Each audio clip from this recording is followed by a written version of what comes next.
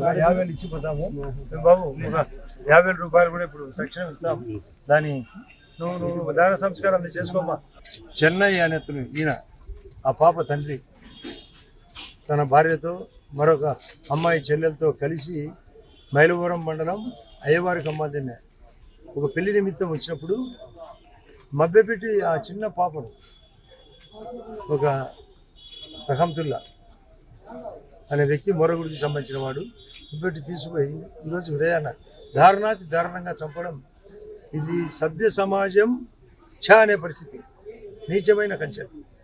వీళ్ళ బాధ వింటే ఏ తండ్రికైనా ఏ తల్లికైనా బాధ, కఠిన శిక్ష.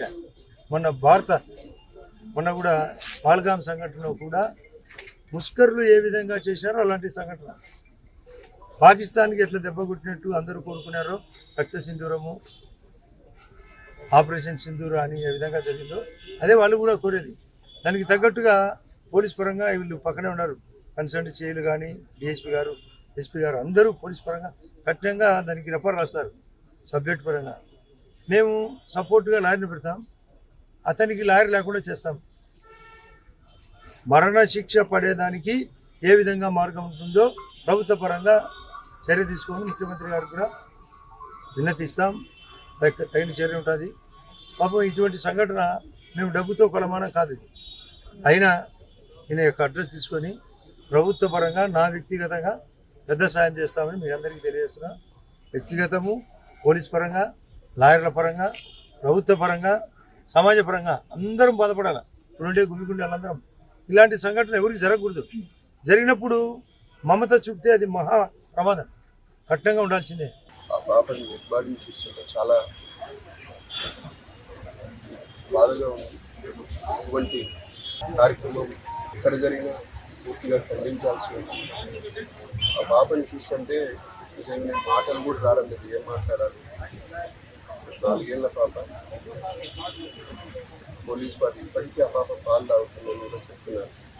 చాలా దురదృష్టకరమైనటువంటి దానికి సంబంధించి చట్ట పరిధిలో నిందితుడికి శిక్ష పడే విధంగా పోలీసు డిపార్ట్మెంట్ సైడ్ నుంచి అన్ని రకాల చర్యలు తీసుకోవడం జరుగుతుంది. దీంట్లో భాగంగా పోలీస్ సైడ్ నుంచి కేసు రిజిస్టర్ చేయడం జరిగింది. ఇన్వెస్టిగేషన్ కంటిన్యూ అవుతుంది. దాంట్లో భాగంగా పోలీస్ సైడ్ నుంచి అన్ని రకాల ఆధారాలు సేకరించి త్వరితగతిన నిందితుడికి శిక్ష పడే విధంగా మేము చర్యలు తీసుకోవడం జరుగుతుంది. అదేవిధంగా చట్టపరమైనటువంటి చర్యలతో పాటు రిపోర్టు ద్వారా కలెక్టర్ గారికి ప్రభుత్వానికి నివేదిక పంపించి వారికి అన్ని విధాలుగా అండగా ఉండేలాగా ప్రయత్నం చేయడం జరుగుతుంది.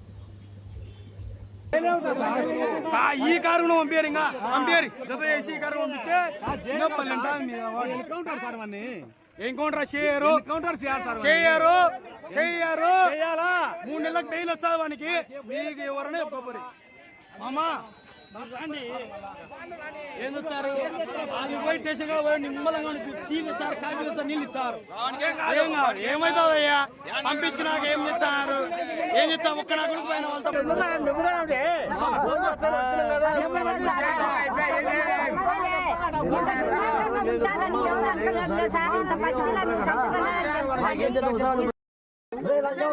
బయటికి